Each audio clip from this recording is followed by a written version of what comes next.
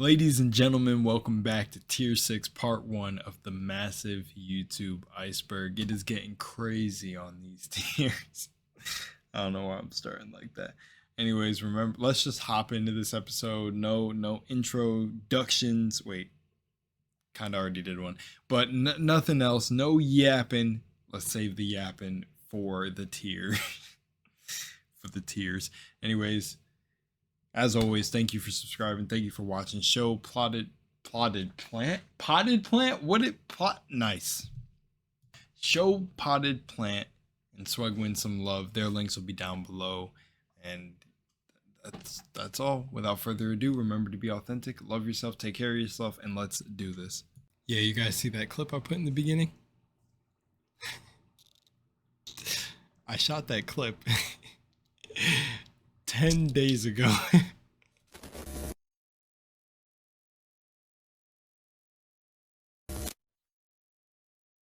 I ranted for deep and it was like 20 minutes, and if I did it in the YouTube iceberg, we would have never started. Anyways, much love in Moonlight. Let's get into this. I usually say that at the end, but I really appreciate you guys liking the videos and everything. And again, subscribe to the channel if you enjoy what I say. I make tons of other shit, and show Swag some support, because without him making this, I wouldn't even be watching it. But all right, let's go. Let's get it. I think this is where we left off, right? Kelly Stapleton was a pretty small YouTube channel, which was mainly just a place for her to upload videos of her and her family. The videos started out like mostly wholesome moments of Kelly and her daughter, Izzy. However, as the videos progressed... by the way, I'm on a 3-day fast. I'm on day 2. So if you see me leaning forward like this, it's what I explained in the other thing, but you get like, well, I don't know for everybody if they get the same thing.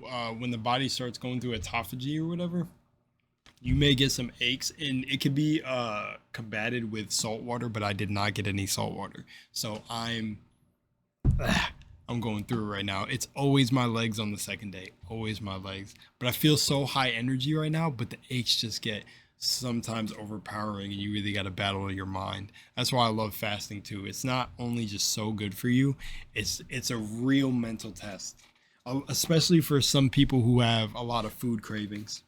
I genuinely don't, but I know like when I eat a lot of the processed foods here in America, fasting is definitely one of those things that will keep you really healthy and away from the doctor. All right, there we go. We got some salt water. We're good. Kelly Stapleton. Greater focus was shifted towards Izzy's severe autism. Let me actually make sure of this too, because I gotta make sure the audio is not both on the mic. Okay, I turned it off. Cool. And how Kelly struggles to parent her as a result. Kelly would oftentimes abuse her daughter in an effort to stamp out her autistic tendencies, and by that I mean minor shit like avoiding eye contact and stimming. Kelly put Izzy under applied behavioral analysis, also known as ABA, which is a practice that has now been widely criticized, and more or less just acted like her daughter having autism was like the end of the world. Izzy lashed out, sometimes violently, which was documented on Kelly's YouTube channel. At some point, Kelly lost hope and in a last-ditch effort attempted to kill both herself and her daughter by locking them in a van with 2 lit charcoal grills. They were both rescued after Matt Stapleton, 2 lit charcoal grills? Kelly's husband, called the police and freed them both. Right. They both suffered carbon monoxide poisoning and brain damage from the incident and were hospitalized for days. Later, Kelly Stapleton was charged with attempted murder and pleaded guilty in 2014, sentenced to 10 to 22 years in prison, while Matt gained custody over Izzy. The media reaction to this story was really weird, oftentimes focusing more on how Kelly is a victim of her autistic child and being really sympathetic towards her. Sympathetic to...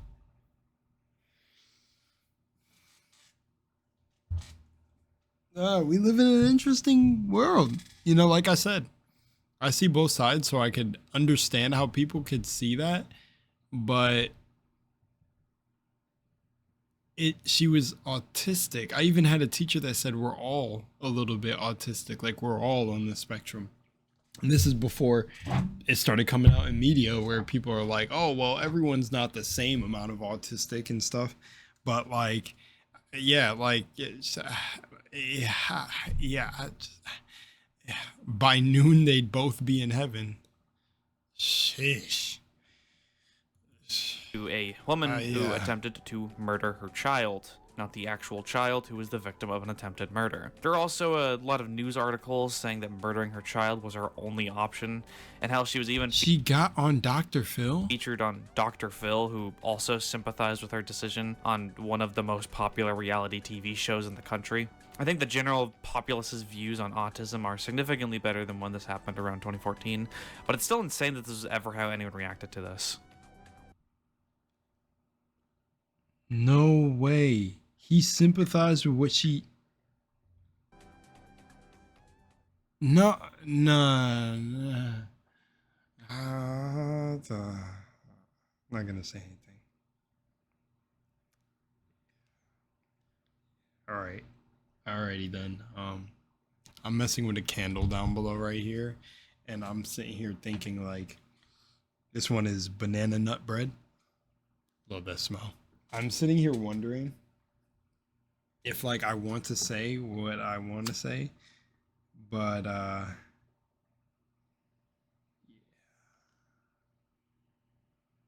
this is why I feel like some people, I'm not gonna say them all, are engineered. I'm not gonna say that Dr. Phil is engineered or anything like that, but certain people who are put in front of our faces to become like household names, like an industry plant.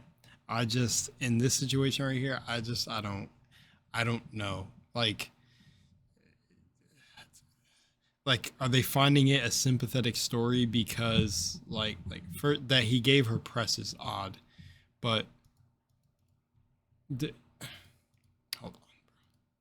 Stapleton was charged with attempted murder and pleaded guilty in 2014, sentenced to 10 to 22 years in prison, while Matt gained custody over Izzy. The media reaction to this story was really weird, oftentimes focusing more on how Kelly is a victim of her autistic child and being really How are you a victim of your child? sympathetic towards her. Unless your child's beating the shit out of you. What? Sympathetic to a woman who attempted to murder her child. Like, I can understand how she felt that.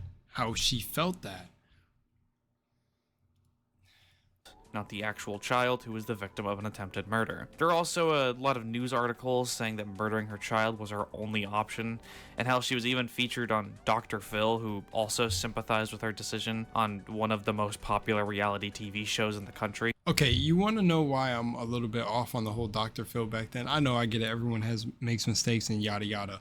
But the thing is he has not sympathized with people for less.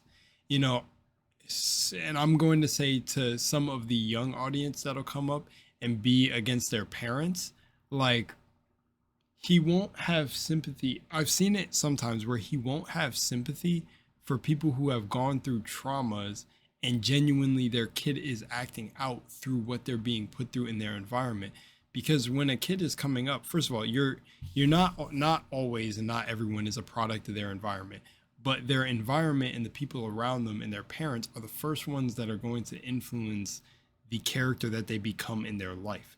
A lot of people will sit here and tell you, oh, I'm going to college to just so my parents don't disappoint me, or this and that, right? Well, there will be cases of like really toxic children or parent and children relationships that come on in the show, and he won't sympathize with someone who disrespects their mom every day, but he'll sympathize with someone who tried to murder their child. That's odd to me. That is something that people should think to look at, and that's why I say industry plant, because that's like picking and choosing. It's like if a kid is just like, oh, he just disrespects me all day and he's just this, and yeah, he just doesn't care. He'd never hurt me, but he just doesn't care.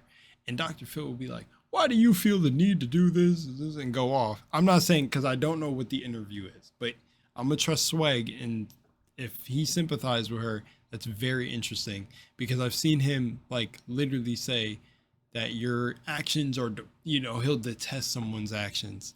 Like, you treat your mom like this, detestable. Do y'all get what I'm saying, right? Y'all understand what I'm saying? I don't want to spend all day on this, but that's why I just think certain people are like plants, bro, because that's very odd. It's very odd to me, because I've seen him go off on certain kids where that it doesn't actually seem that bad. They just seem like they just got like attitude problems and things like that. But if he sympathized here, I feel like I'm already picturing. I gotta go see. Like I said, I gotta see for myself. Hang on, guys. Wow. Wow. Okay. Woo. See, this is what a lot of people on the internet need to learn. What this guy's about to do here. But I have a lot of humility and shit anyway, so it doesn't matter. I was wrong. Holy fuck. I am not going to lie with you. I can really see now. But my stance is still the same. I think personally, no matter what somebody does, like there's reasonable reactions, but that the way you respond to certain people, I think responding with your child doing all this was to murder them. Yeah. Not with it. Sorry. But again, from what I just went and watched the part 1 of Dr. Phil, it was like 40 minutes. I sped it up and just listened to what she would say and the things that she went through. Yeah, that's really tough. But like at the end of the day, I mean like I mean like you got like I feel like I mean, leave her in the wild. See, now this is the side of me that I keep back. But I don't care. Yeah, man, leave her in the jungle. Let her be Tarzan. She might beat the animals. You never know. Yeah, nah, I'm sorry. I can't agree with any, like, you feel like you're releasing her, but I can understand the perspective and see why, but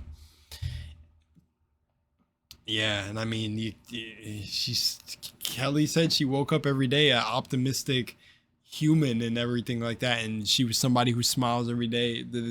And I'm saying, well, regardless of what affected you on the outside, then that means you let external things govern your internal state. Because if you could stay in that mode, your uninfluenced state, then that's who you truly are. But if not, then you're a reactionary person. That's why I said, like, even though I like to rant about the comment section and things being bad, none of those things will ever like make me lose sleep or come out of character to where they give, because that is giving somebody your power. And let's take away the family title for a second. She let her daughter allow her to get to that point, and she blamed it on external events. But I think a more powerful thing in that situation that could have been done, which is the thing that you guys all know. There didn't need to be an attempted thing. And how is the dad with the daughter now that he has custody? What is it now? I did see her outbursts were pretty crazy, but I mean, there has to be different measures than leading someone to try to attempted murder their own kin. I think the general populace's views on autism are significantly better than when this happened around 2014, but it's still insane that this is ever how anyone reacted to this. Yeah. That was crazy. I had to go and see for myself because, look, like I said with people with my videos, I have to go see for myself and hear her side and hear her. And she obviously seemed really genuine in what she believed. I'm not gonna lie, but still, to me, if you woke up every day happy and smiling, then that's not truly what your energy was saying. That's why I like spirituality. No one has to agree with me, but it's like this saying, I forgot this dude really said this cool quote about like Jesus and this and shit. But he said, like, if you pull a gun on somebody, the energy that was building up in your mind already pulled the gun before you decided to pull the gun. It's kind of like knowing that you're about to make a decision before you ever do it. Like when you make a final decision, it's kind of like you already knew what you were going to do because cause and effect. So that the smile and the stuff that she said to me is kind of like that she was putting up a front, because to tell people like, I'm a person that wakes up every day and is smiling and is this and this is genuinely who I am. Well, then it wasn't genuinely who you were because you had a breaking point. And trust me, I am definitely one who could speak on this. Trust and believe. There's certain videos where I drop the lore of my life and you can go see it. So, you know. Human Being 15, also sometimes known as Human Being 151 or Insomniac, was a YouTuber who joined in 2009 and was mainly active around that time, as his account would be terminated later. Human Being 15 is possibly one of the most insane users of the site in history, yet a wildly unhealthy obsession with the rapper P. Diddy, and honestly just calling it an obsession is a bit of an Diddy of all people right now? Oh my gosh, it's so funny. When was this one? A year ago? Oh man, a year later and we have Diddy memes, bruh. understatement. One of the few videos that has survived this channel's deletion is titled 010. In this video, he takes us on an apartment tour, and immediately you'll notice that scattered throughout his apartment are possibly thousands of notebooks. Like, I'm talking a comical amount of notebooks. Over the course of the video, he opens a couple of the books and flips through the pages, showing off each one for a brief time. Every single one of the notebooks, at least the ones he shows, contain a single message written over and over and over again on each page. Brother Diddy, please accept. He had a fixation in particular about a message request he sent P. Diddy on MySpace. Yes, this video is that old. And most of the messages in the notebooks and in the other videos would be just that. Now, what did the message on MySpace actually contain? We don't really have any way of knowing for certain, but judging by his other ramblings, I would think it has something to do with meeting him in real life. While Insomniac... Bro, if any of you applied the same amount of discipline and obsession to manifestation, you would get whatever you wanted in life. Insomniac reportedly had over 1,000 videos. This is his only extant video, and also the only one that has any sort of camera work. None of his videos really archived, but there was a cracked article about creepy parts of the internet that said they were all movie maker videos that had exclusively messages to P. Diddy. But that might not be true. The Wayback Machine apparently chronicles some of his other video titles that didn't have anything to do with P. Diddy. Or at least that's what people say. Insane. For me, the earliest snapshot of his channel is the YouTube, this channel has been terminated message, so, you know, I guess let's go fuck myself. After this channel was deleted, people did a little digging into where he is now.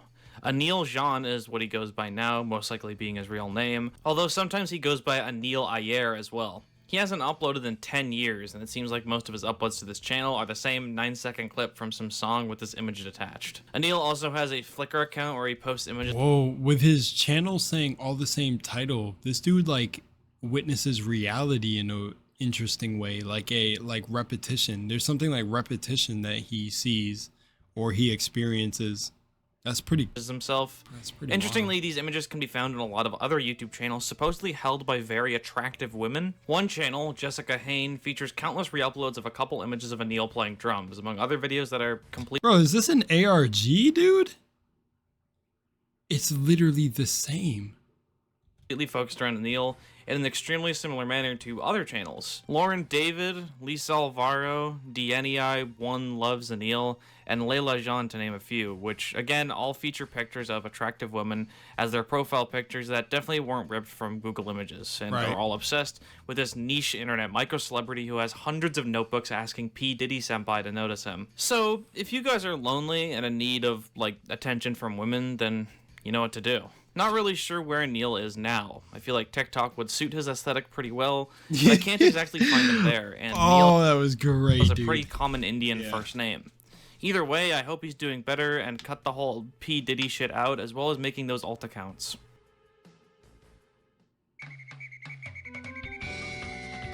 Court K is a bizarre YouTube channel that was created in 2018, although it has since been renamed to Medical Panorama Medico. It was first discovered on r/deep into YouTube with a video called Human Heart Visualization Understanding Heart Failure that was an educational video describing how heart failure works and how to prevent it. The poster, followed by the commenters, noted that they were a bit worried for the two women narrating the video. The way they were moving felt noticeably off, and they seemed to have a great deal of difficulty even getting their words out. Many theorized that they were either scared or under the influence of drugs.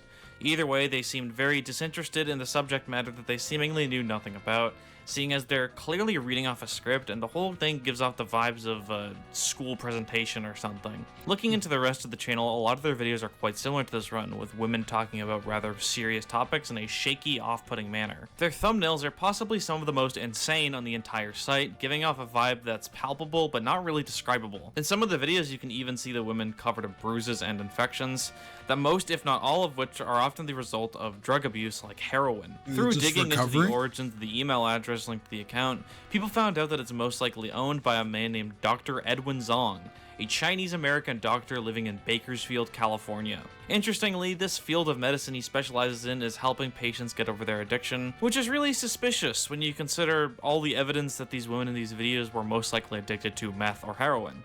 The leading theory, which admittedly isn't 100% confirmed, is that Dr. Zong is giving his patients, at least the female ones, drugs in exchange for making these strange medical videos. The last— Ain't no way, bro. What?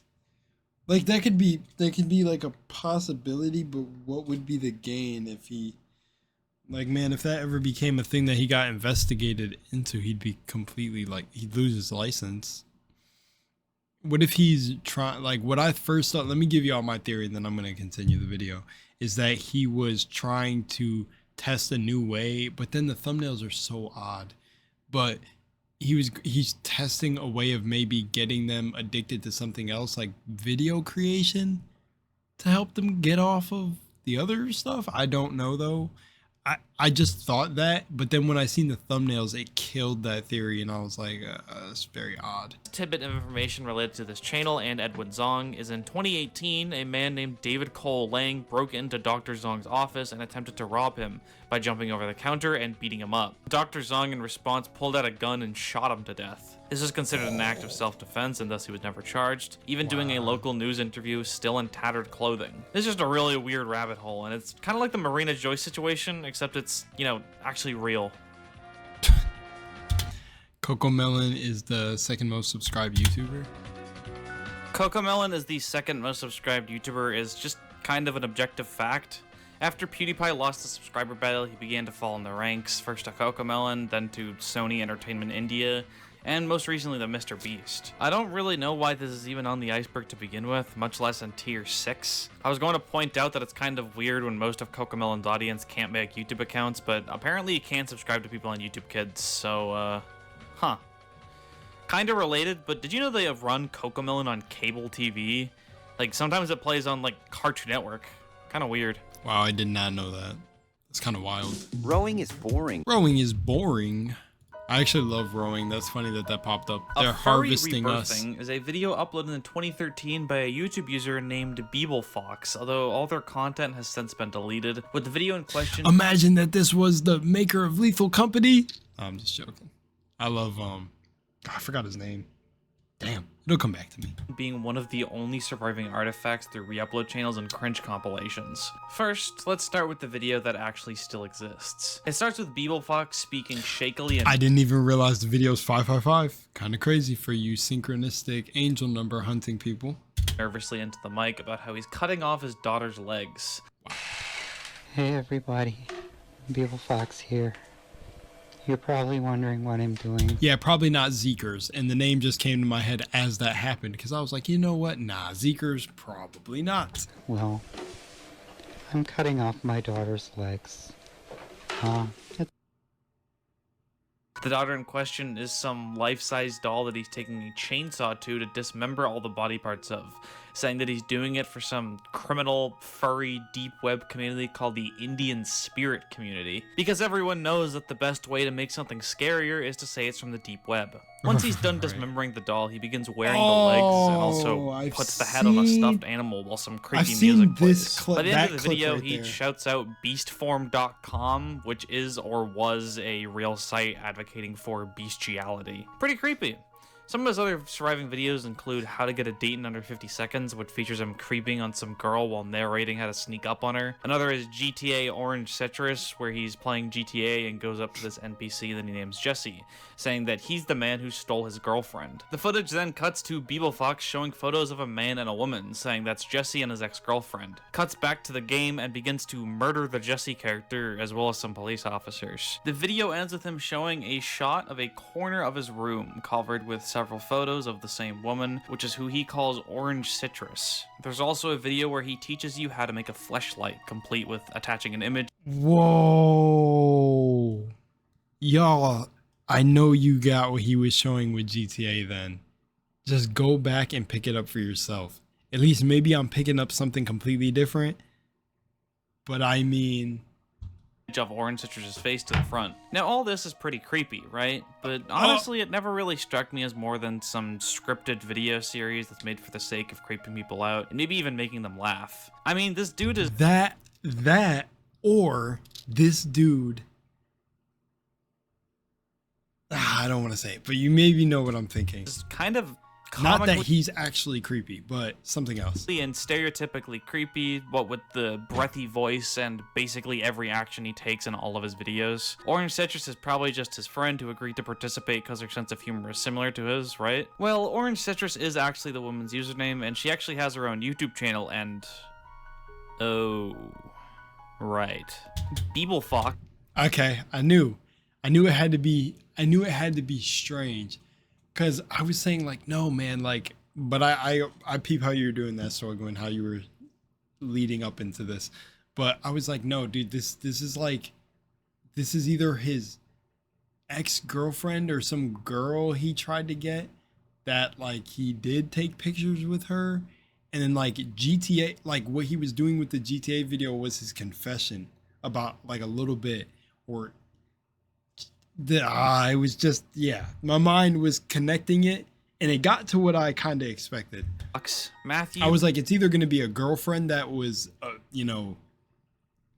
abused or something like that, or like, yeah, some pattern recognition started popping up. But let's see, maybe this isn't even the case. Maybe you got another twist for me, Swag. Who tried to groom me when I was 16. He is a predator. Says it clear as day. Now hold on, let me get to that. In 2016, popular horror YouTuber Scare Theater contacted her as part of his Bble Fox investigation, and she had a large paragraph to say about him. In short, my theory was somewhat right, as the channel was originally created to be some kind of ARG, Citrus herself mentioning Marble Hornets and Lonely Girl 15 as inspiration, the latter of which I'm surprised we haven't gotten to yet. So that wasn't right there. Okay, that's okay. The character Bble Fox obviously doesn't reflect how he acts in real life. However, he was making the whole thing way too sexual for a web series he was making with a 15 to 16-year-old girl. Again, flashlight video. This obviously made her very uncomfortable, and she parted ways with him about a year or so after the ARG start, and that's when Bble Fox wiped his channel. The story does not end there though. In 2021, Citrus uploaded a few videos delving further into who Bble Fox was. In follow-up on Bble Fox, she reiterates her stance that the ARG was a way for him to manipulate and groom her, and she also said that he had other victims besides her. There's also a video called I Found Something I Wasn't Supposed to, which is her explaining that she found a graphic sex story on an erotica site, and you'll never guess who it was written by. This story, according to her, is a thinly veiled fanfiction about Bble Fox and Orange Citrus having sex. Yeah, that's pretty much it for the Bble Fox story. While many people only know the furry rebirthing video, which miraculously is the only one that has next to nothing to do with Orange Citrus, not many people know the ARG behind it, which follows the supposedly fictional plot of a creepy dude obsessing over a teenage girl, ran in reality by a creepy dude obsessing over a teenage girl. Folks, if you're making an ARG, you don't have to go for complete accuracy. Yeah. Swag took the words out of my mouth. Okay, so I was a little bit wrong with my theory. I thought it was like a girlfriend or something. But okay, that's cool. But yeah, my mind started connecting it, and I'm like, no, Orange Citrus is like this person, dude. Has to, like, there's something odd here. But damn, he was doing an ARG. Okay, very odd, bro. Anthony Locke, better known on YouTube as Gaskings, was a British YouTuber who specialized in videos about automobiles. More specifically, reactions to car videos like accidents and weird-looking cars, I guess. I'm not a car guy. Anthony's channel was very famous, reaching over 600,000 subscribers, but one day in 2018, he mysteriously ceased uploading altogether, with absolutely no explanation given. It wouldn't be long, though, before fans would learn what's with the lack of uploads. News articles would be posted about how Anthony Locke, alongside his partner in crime, Ray King, scammed 16 elderly pensioners out of a grand total of around £1 million, which is equivalent to about 1.3 million US dollars. They had pensioners sign up to a website to invest their pension funds into, and they essentially just ran away with the money, using it on expensive supercars, extravagant vacations, and internet gambling. Locke was sentenced to 5 years of prison, which means that he should be getting out like any time now if he hasn't already. Oh shit, that's messed up, bro. The reason I'm laughing though is because it's kind of like, hey, at least we're hearing about something different than somebody messing with kids on this iceberg.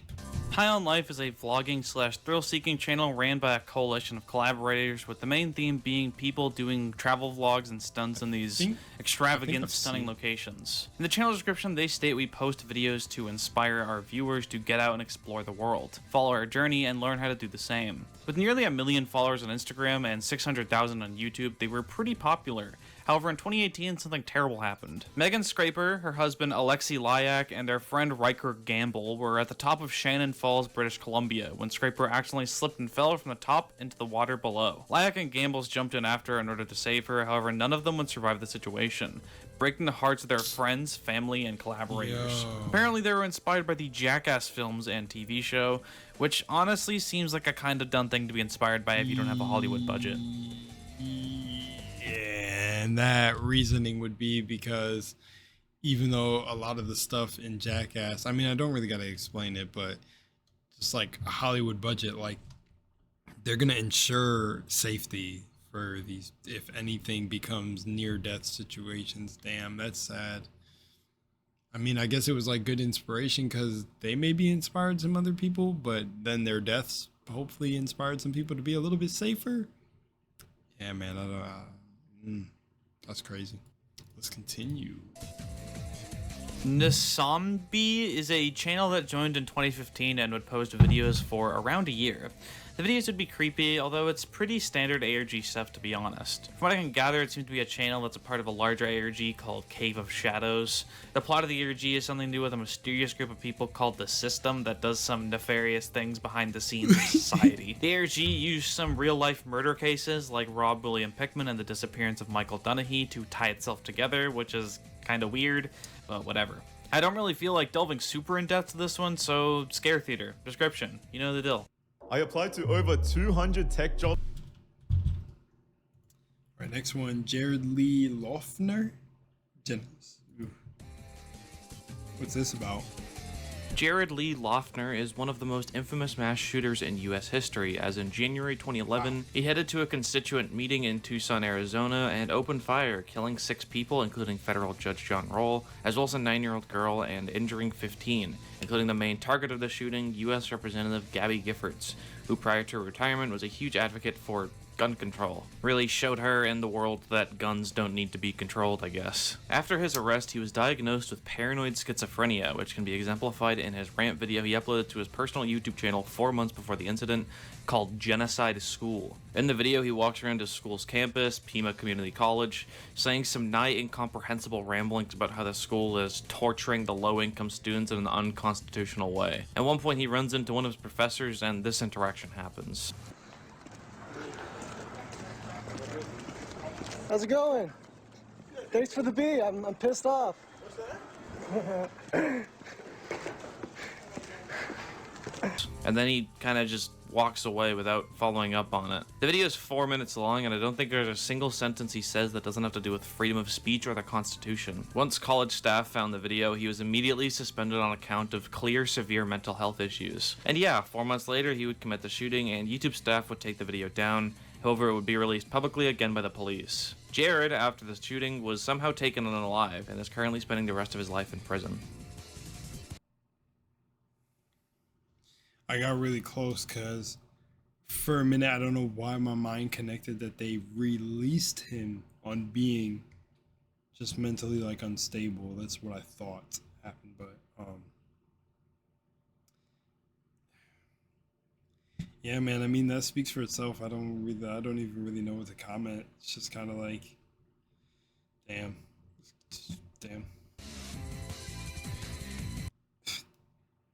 Don't say it, Jero.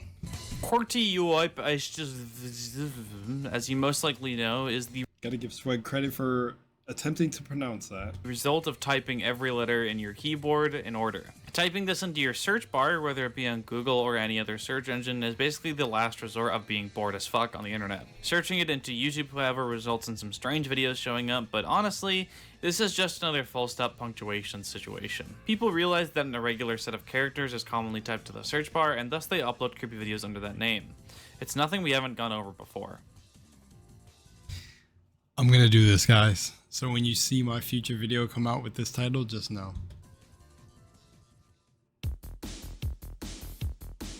But if you've been watching me for a long time, you're probably gonna know like what kind of video is going to be uploaded alongside something like that.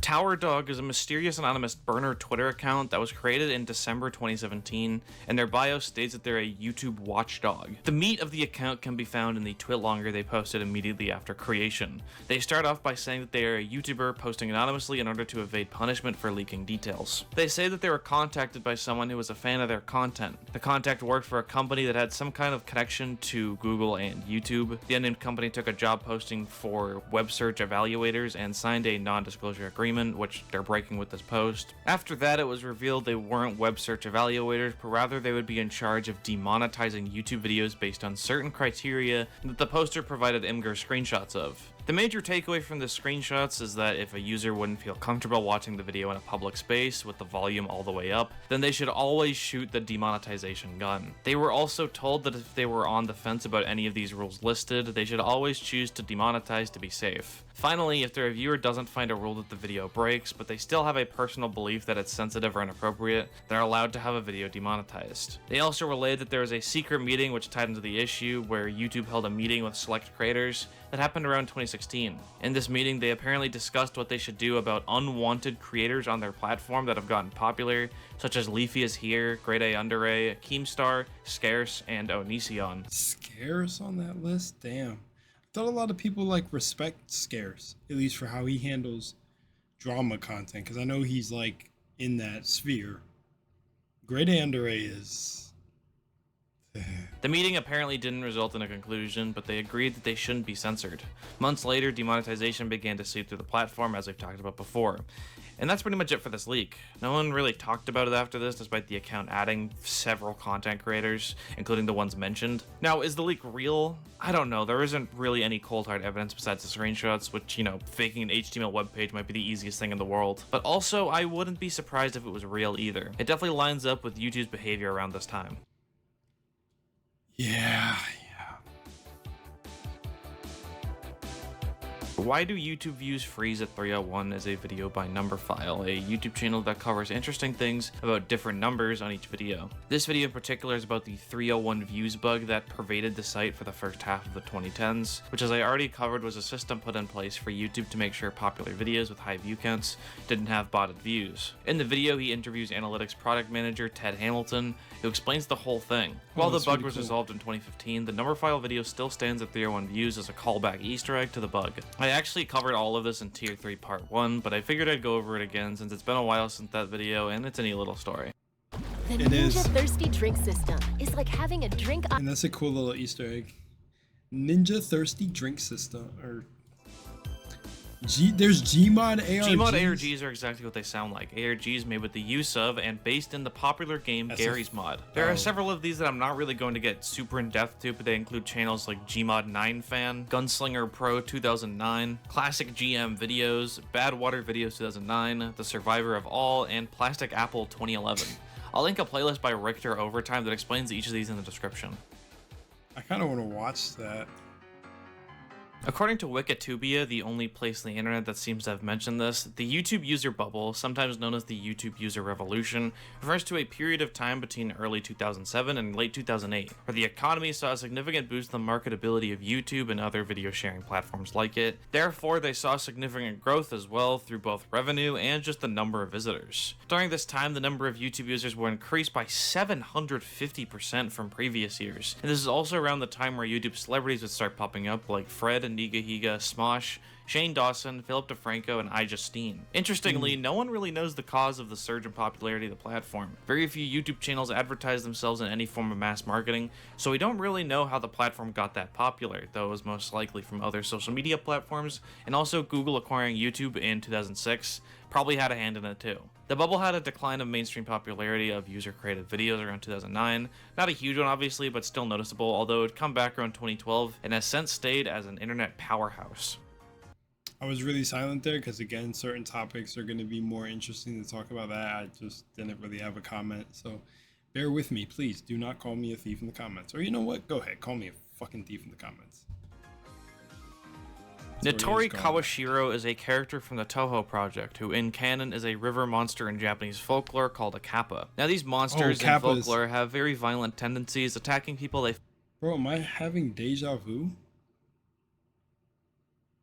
find in the river who do not respect them as the gods they are meant to be. Apparently they kill humans in very brutal ways, such as pulling them underwater to drown them, ripping them limb from limb, cooking and eating them, or even on some occasions molesting them. Now, when the creatures adapted into the cutesy Toho canon in the form of Notori, they obviously had to take some artistic liberties. You know, this character doesn't drag people into the swamp and tear people limb from limb, she just makes silly inventions. There's a thing with the capo where you get them to bow their head over.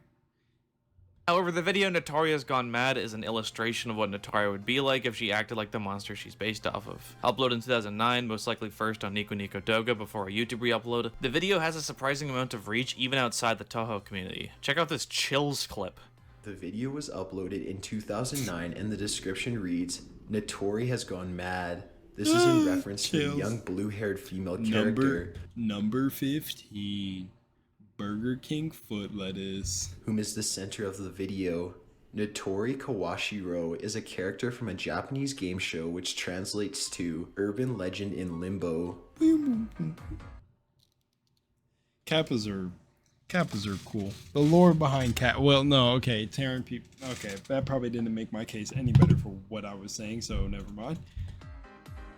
Ricardo Lopez was an American 21-year-old pest exterminator from Hollywood, Florida. However, he's more well known for being an infamous stalker of the Icelandic singer Bjork. He was obsessed with her. Okay. Exterminator? What? Gotta chill back a little bit. Gathering tons of information about her life, career, and wrote her numerous fan letters, none of which she responded to. Over the course of the year 1996, he began recording various video diaries relaying his manifesto, which are up now on YouTube. In the videos, he would give insight into his life and views. He had very poor self-esteem and was I was gonna ask, why does he have his shirt off, though? extremely reclusive, and in all honesty had a lot in common with the incel movement of the 2010s, saying that there was no possible way for him to ever find love thanks to the fact that he was overweight and had gynecomastia, a condition where men will have abnormal growth in breast tissue thanks to an imbalance of hormones. Despite Not gonna speak on the medical thing he has there, but being fat, like, there's some things that are controllable there, man. You just motivate. Like, look at me, bro. I'm literally fasting for 3 days. I'm on day 2. I normally do this, but I never normally used to fast.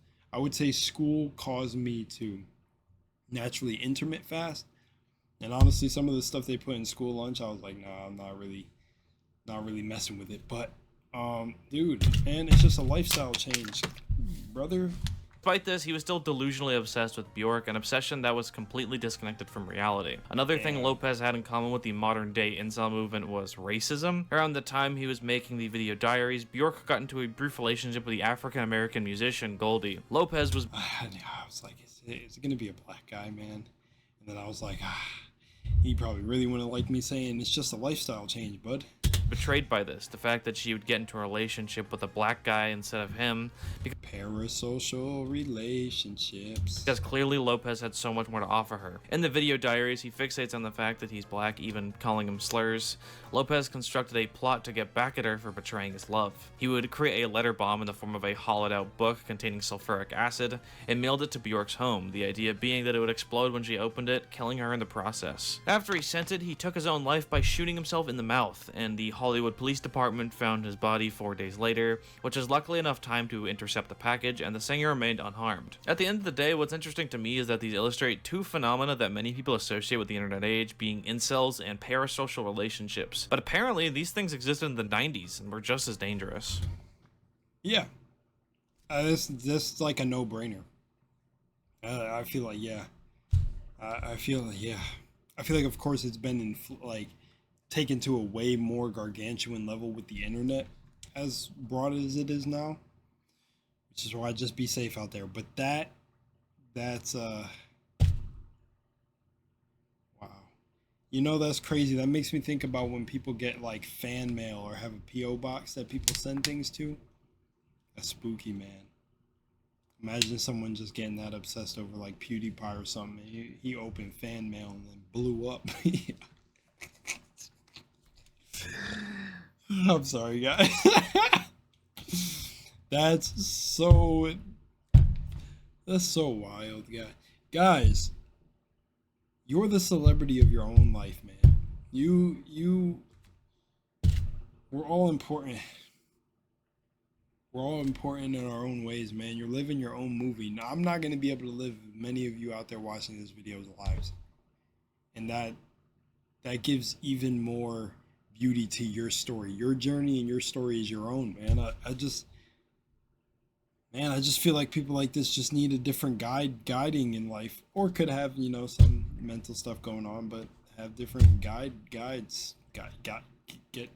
My brain, I'm breaking because it's like, that's crazy, dude. Like, yeah, just needed some different guidance in life. I don't know, man. Horned grandma? That's a grandpa. Horned Grandma is a video first uploaded to YouTube in 2006 by a channel called Nemens. It's very low quality and features a grandma with a swirly horn coming out of her forehead. Why am I having deja vu? Hang on. Did he? The video has utterly bizarre editing and voiceover that's barely intelligible. Halfway through, Grandma Hang on. I'm gonna say right now, I don't know. I'm going through some wild things, man. gets mad that you're not coming over to get kisses, so she turns into this weird alien thing, and this definitely is gonna be on the thumbnail, by the way. that's pretty much it. The video was apparently originally created by Davey Force, who has a YouTube channel showcasing his other anti-mations, as he calls them. On Davey's original upload of the video, he says that the short has appeared at numerous film festivals such as Refest 98 and Spike and Mike Twisted. M is bad. M is Bad is a Mario sprite animation originally created by Hexus on Newgrounds. That looks like Luigi is not receiving the best treatment. He looks bent over. Being re-uploaded to YouTube in 2008 by Judah the Master. It's 8.5 minutes long, and basically the story starts with Mario raping Luigi to the point of hospitalization, and the rest of the video revolves around Luigi getting back at him and trying to kill him. The video has nearly 13 million views, and many people have recreated it in things like Gary's Mod and Friday Night Funkin', apparently. This is how I used to dress 6 months. Friday Night Funkin'? This ad is just very funny. This is how we used to dress 6 months ago. This is how we dresses now. Nothing wrong with the left. You know, some of the wealthiest people, because it felt like he looks a little bit dapper now. Some of the wealthiest people, like Mark Zuck and them, you already know the whole thing. They be rocking like pay less stuff. It's not, you know, you look pretty clean over here too. And it's all thanks to my Stitch Fit. Just saying, guys. Dress how you want, man. Surgery videos are fairly self-explanatory. On YouTube, you can very easily find several videos of people having surgery done on them, mostly uploaded by health organizations or doctors for educational purposes. YouTube permits these to stay on the platform despite having pretty clear-cut rules against gore and stuff like that, because they have exceptions to pretty much all their guidelines if it's done for educational documentary, scientific, or artistic reasons. I don't know how much they hold up that artistic bit, but the rest of it is for the most part true. I previously touched on this in the naked yoga tutorial section a while back, but surgery videos seem a lot more honest in their intentions, as the comment sections are filled with genuine people who are most likely healthcare students or people just interested in how it all works. Like, I don't know, patients. Unlike the yoga tutorial comment sections, which are kind of just filled with coomers. Surgery videos are for the most part harmless, however I really wouldn't recommend looking them up because it is straight up people having their bodies torn open right there in the thumbnail, which isn't everyone's favorite thing to look at. Still though, it's quite interesting how they're just up on YouTube. Right. You've seen that fake animal rescue videos? On YouTube, there are tons of animal rescue videos where content creators find some small animal that's in pain or is starving or something and rescue it from its unfortunate situation, whatever that may be. It's not hard to understand why these videos are so popular, as it's like, you know, a wholesome 100 Reddit Chungus moment. However, a disturbing trend arose within these channels around 2020. Many of these videos are staged, which doesn't sound that bad until you realize what the process of making a fake rescue video would be like. You know, like I said, every rescue... Well, like, you would have to literally, like, I'm assuming if they're going above and beyond, they're traumatizing the animal, which that is hella dark if you think about it, bro. That's dark. The video has an animal in a bad position before a heroic uploader swoops in to save them. But in order to stage it, the animal... That too, if they have to put the animal in those positions, those different scenarios. Oof. Would have to be put in that situation to begin with. Yeah. Let's look at an example that many channels like bad. Mudahar and Nick Crowley would use in their videos on the subject. KM Animal, a channel that had only around 200 subscribers. They had only 2 videos, one of which is the initial rescue and the other is the recovery video. The first one is apparently an abandoned puppy that the channel claimed was attacked by a much bigger dog, more specifically a bite to the neck. Well, if you look at the video, the dog, noticeably, does not have a bite mark on its neck, but rather a single wound that looks more like a slice mark, created by perhaps a blade. The other video shows the puppy fully recovered with the wound not even seeming like it was ever even there. Now, a wound like that would take months, maybe even years to heal, and by that point the puppy wouldn't be a puppy anymore, instead be a fully grown dog, which it's clearly not in the video. So most likely this channel, KM Animal, did the quote-unquote recovery video first, and then for the rescue video they took a knife and gave the dog its wound. A really big piece of evidence towards this theory is that the person who runs the channel is so dumb that they actually uploaded the fucking recovery video first. Thanks to coverage by the aforementioned large YouTubers, the story spread to mainstream media outlets like Vice and even a lot of animal protection organizations like National Geographic. However, I couldn't find anything about YouTube taking any kind of large action against these videos. But hey, at least they removed the fucking dislike button, right?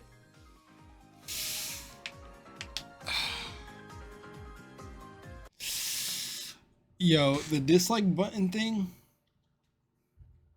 was definitely a control perceptions sort of thing, play on that, where you can't, like, yeah, like, I can't even get into it right now. My legs are aching so much, and that's kind of what I'm thinking about during this video. But like, that was such a play on like kind of control. Because why not get rid of the like button and just have the dislike? Why not get rid of them both and change the system altogether?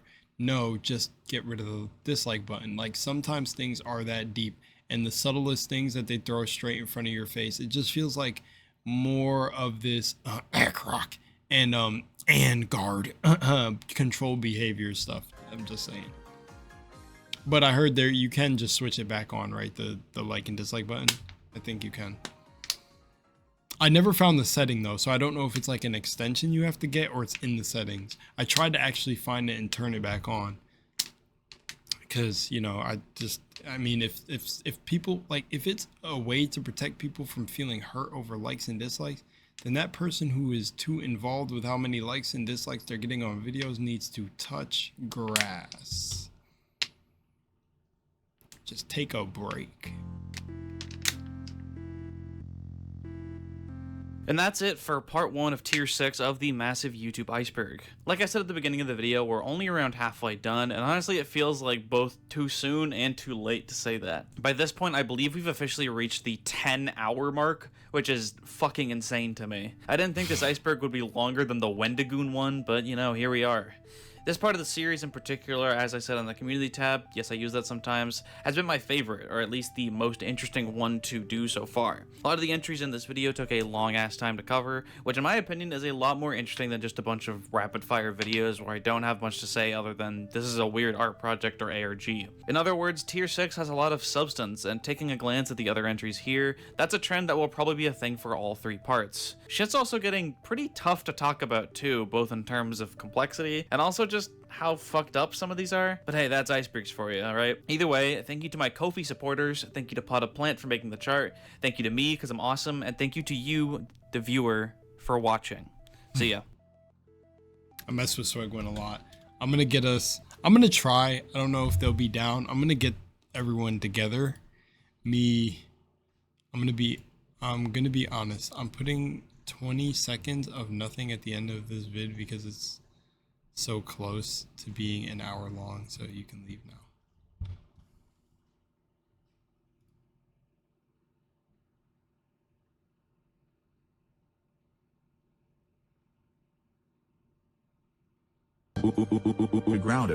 Grounded for. Was he like One Punch Man in that? Don't just take. 1 sec. All right, I was grabbing some thumbnails. I want to say as always, I'm always going to say this, and always remember we're part 6 or tier 6 at this point. So I know I don't have to keep saying it, but it is completely an honor to be a part of this, which is still going on. So it's pretty cool. And Swagwin shout out to me was pretty cool in the videos, and genuinely at the point that I started this, like Iceberg and doing this, and even just it was sent at such a honestly funny with synchronicity, such a synchronistic time where I kind of was winding back from YouTube, thinking like, you know, like kind of re-asking myself why I do this, and then it just became very clear with how Swag, you know, commented on the video and enjoyed them, Potted Plant coming along, and then Elephant, your shout out to you because you're the one who recommended me watch the series. And Swag, or not Swag, Elephant even wants other reactors to do it. But I'm not, again, just to comment on that, I'm not connected with really anyone in that space. Again, more of my videos were centered around like gaming, and it still is heavily gaming, and that's probably where I'll just fully end up if I don't do reactions anymore in the traditional sense of watching certain things, but and just doing like my commentary and vlogs, this just doing this series, the time it came in and seeing everybody enjoying the videos and also saying like, oh yeah, we had the same response to this, it brought back my love for why I'm doing this and its connection, and just you know, it's like a hangout. It's just like hanging out. So, you know, I am honestly honored to be a part of it. It's just really cool because I honestly think that's just human nature in general, being just connection. So I appreciate it, guys. I appreciate everyone who's enjoying that I'm watching it, and I even appreciate the people that may think I'm just stealing Swagwin's content. Like I said, Swagwin already knows. I've messaged him like, hey, like I'll stop watching if you don't mind. Like, it does not make me lose sleep. I don't want to steal anyone's content. I just want to chill and hang out with y'all, give my responses to some of this stuff that's actually blowing my mind. So I really appreciate y'all. I am folding because of this fast right now. So, I mean, I went 2 days strong, and you don't really need to go all 3 days. I may break it or stay strong, but I may break it. But yeah, man, because, oh, dude, I just don't know. Yeah, I don't know, dude. I want to work out and stuff too, and like factoring in a fast when you're somebody who does fitness is tough, because then it's like you need to obviously eat enough and the right, you know, nutrition for what you're trying to do with your body. And like a fast actually does reset your body in a good way, but it hinders that process. So it's like, at least for me, it's a tough decision when I really want to get serious about consistently working out again, and then I decide I want to do fast. But 2 days is enough, honestly. Going 3 days all the way, I don't even know. Maybe that's just like bragging rights, but I don't know. Maybe 3 days is like the magic number. I don't know. Some people go wild, like, I don't know, a week. Some people go to 30-day fast, but I've never met anyone who genuinely did that. But yeah. Anyways, much love and Moonlight. I'll see you on the next one. Peace.